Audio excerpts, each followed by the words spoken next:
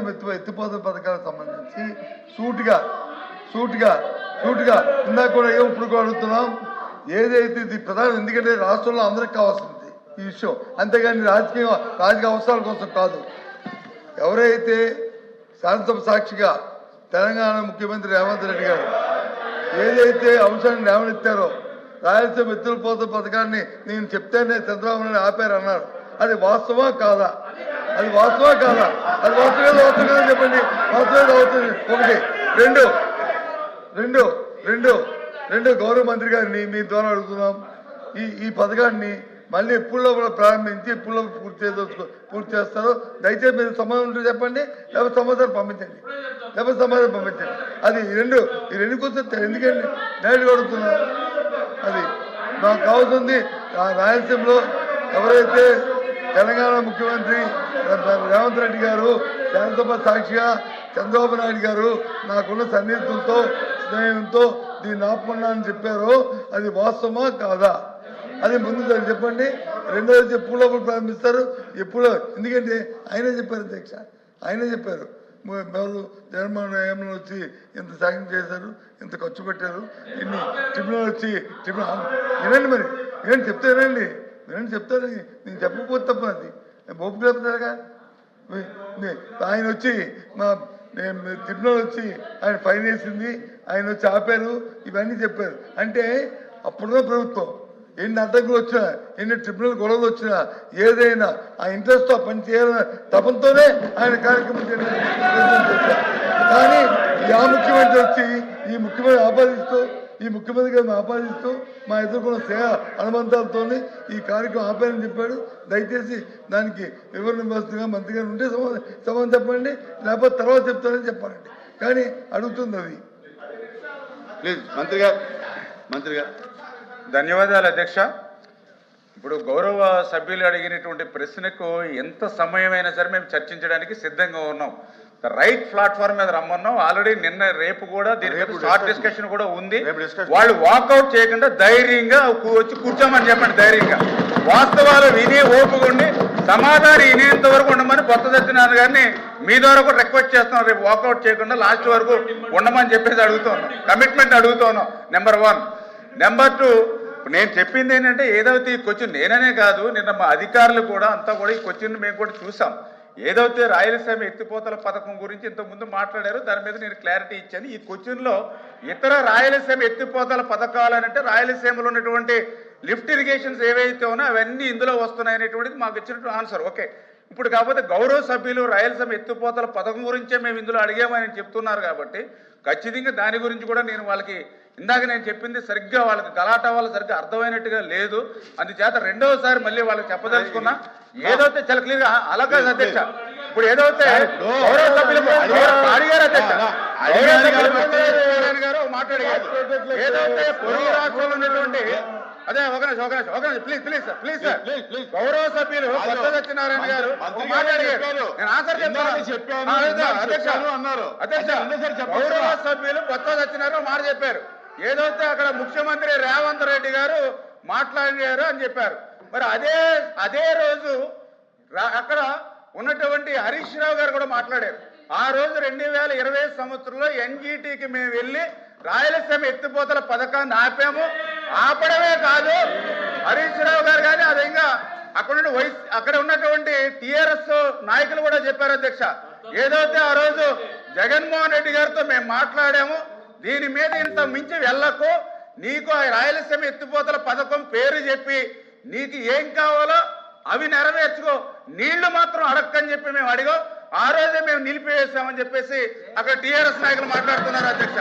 అంటే నేను ఏం చెప్తున్నానంటే పొరుగు రాష్ట్రంలో వాళ్ళ రాజకీయ లబ్ధి కోసం వాళ్ళు మాట్లాడతారు. ఇక్కడ వాస్తవాలు ఏంటనేది మనం అంగీకరించవలసిన అవసరం ఉంది. నేను చాలా క్లియర్గా చెప్పాం.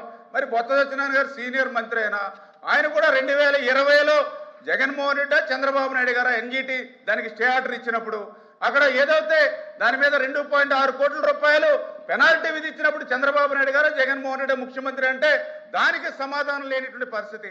మేము ఎన్జీటీ మాకు ఆదేశాలు ఉన్నా కూడా ధైర్యంగా చేసామని చెప్తా ఉన్నారు. మరి మీరు 2021లోనే ఎంబుక్ రికార్డ్స్ ప్రకారం 900 కోట్ల రూపాయలు బిల్ చేశారు. 900 కోట్ల రూపాయలు బిల్ చేశారు 2021 ఎంబుక్ రికార్డు ప్రకారం. మరి 2022, 2023, 2024 అదే ధైర్యంగా మీరు ఎందుకు చేయలేకపోయారు? మీ సిఎస్ ని అరెస్ట్ చేస్తామని కూడా ఆ రోజు ఉన్నటువంటి ఎన్జిటి చైర్మన్ కూడా మరి ఆ రోజు లెటర్ ఇచ్చినటువంటి పరిస్థితి అధ్యక్ష. అంటే వీటన్నిటిని దృష్టిలో పెట్టుకుని వాళ్లే 2021లో 900 కోట్ల రూపాయలు పనులు చేశారు. పనులు చేసినటువంటి ఎంబుక్ రికార్డు ఎక్కడి వరకు ఉంది? 2021. మరి అదే ధైర్యం 3200 కోట్ల రూపాయలు మీకు సమయం ఉందిగా. 2021 ఉంది, 2022 ఉంది, 2023 ఉంది, 2024 ఉంది. 4 సంవత్సరాలు మిగిలినటువంటి పని చేయకుండా ఎందుకు అప్పుడు క్లోజ్ చేశారు? అంటే ఈ రకంగా అధికారంలో ఉంటే ఒక రకంగా, ప్రతిపక్షంలో ఉంటే మరొక రకంగా మాట్లాడడం అనేది, ఇటువంటి ద్వంద్వ వైఖరి అనేది కరెక్ట్ కాదు అధ్యక్ష.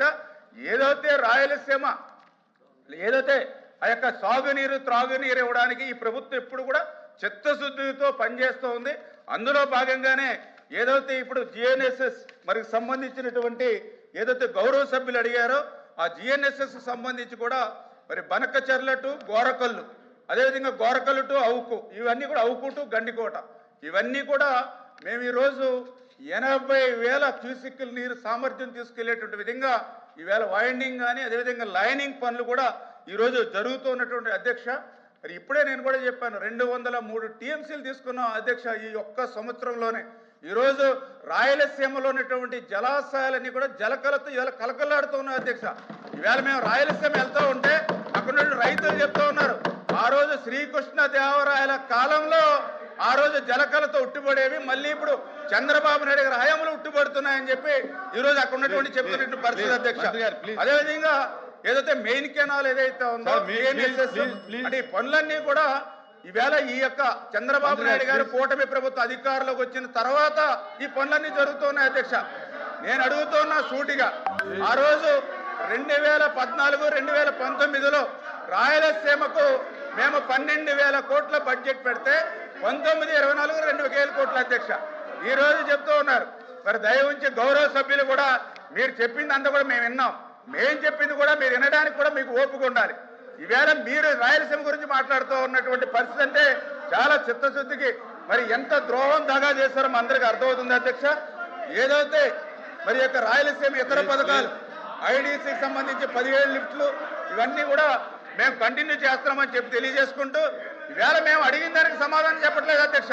నేను సూటిగా అడిగా, ఏదైతే రాయలసీమ ఎత్తిపోతాలని చెప్పి ఆ రోజు 900 కోట్ల రూపాయలు మీ జేబులు నింపుకున్న మాట వాస్తవమా కాదా అంటే దానికి సమాధానం లేదు.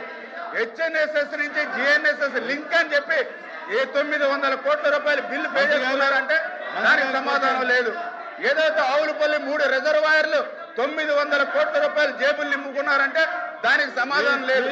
3 ప్రాజెక్టులో 2,700 కోట్ల రూపాయలు ఇలా జేబులు నింపుకున్నారు. ఒక్క చుక్క నీరు కూడా రాయలసీమకు రాలేదు అధ్యక్ష. అధ్యక్ష ఫైనల్ గా ఒకటే మాట్లాడుతూ క్లోజ్ చేస్తున్నాను అధ్యక్ష, క్లోజ్ చేస్తున్నా. 2019, 2024 5 సంవత్సరాల్లో రాయలసీమకి ఒక్క చుక్క నీరిచ్చామని ఇవాళ ధైర్యంగా ఇవాళ గౌరవ వైసీపీ సభ్యుల్ని సమాధానం చెప్పానండి అధ్యక్ష.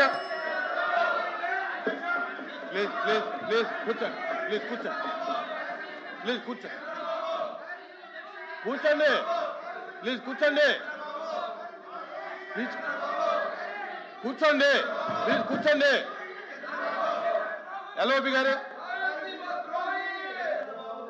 అధ్యక్ష ప్లీజ్ కూర్చోండి, ప్లీజ్ కూర్చోవాలి. మీరు మంత్రి గారు ఆపండి. మంత్రి గారు ఇంతసేపు సంబంధం నేను అడిగింది సూటిగా ఒకే ఒక ప్రశ్న. అక్కడ రేవంత్ రెడ్డి గారు శాసనసభలో చెప్పారంటే హరీష్ రావు సమాధానం చెప్పారు. హరీష్ రావు సమాధానం రేవంత్ రెడ్డి సమాధానం. రేవంత్ రెడ్డి అనేవాడు బాధ్యత గల వ్యక్తి, ఒక రాష్ట్ర ముఖ్యమంత్రి. నేనే ఆపించాలని రాష్ట్ర ముఖ్యమంత్రి పేరు చెప్పినప్పుడు ఇక్కడున్న ముఖ్యమంత్రి, ఇక్కడున్న మంత్రివర్గ సభ్యులు చెప్పవలసిన బాధ్యత ఈ రాష్ట్ర ప్రజానికి, ఈ జాతీయ ఉంది. దాన్ని విస్మరించి వాళ్ళ మీద రాజగోపాల్ చెప్తారండి అధ్యక్ష. అధ్యక్ష అంటే మీ ఉద్దేశం మీ ద్వంద్వ వైఖరి ఈ రాజ్యం గురించి మీరు రావడం మీకు ఇష్టం లేదు, మీరు మాట్లాడలేదు మీ ఉద్దేశం. ఆ ముఖ్యమంత్రి వచ్చి డెలిబరేట్ గా చెప్తే కాదు ఇది వాస్తవం కాదు, ఇది కాదని చెప్పడానికి ఎందుకు చెప్పలేకపోతే అధ్యక్ష? Please, కూర్చోండి. మీకున్న అలా పిల్లలు- క్రికెట్ అధ్యక్ష, మీకున్న అల్సర్ అధ్యక్ష, మీకున్న ఏంటి అధ్యక్ష అంత అర్థం అవ్వట్లేదు. ఎందుకు చెప్పట్లేదు? ఎందుకు చెప్పట్లేదు? చెప్పలేదు అధ్యక్ష. సమాధానం చెప్పండి. సమాధానం చెప్పండి. చెప్తారు అధ్యక్ష. లేదు, సూటిగా సమాధానం చెప్పండి. Yes sir no. అంతే. Yes sir no. కూర్చోండి కూర్చోండి ప్లీజ్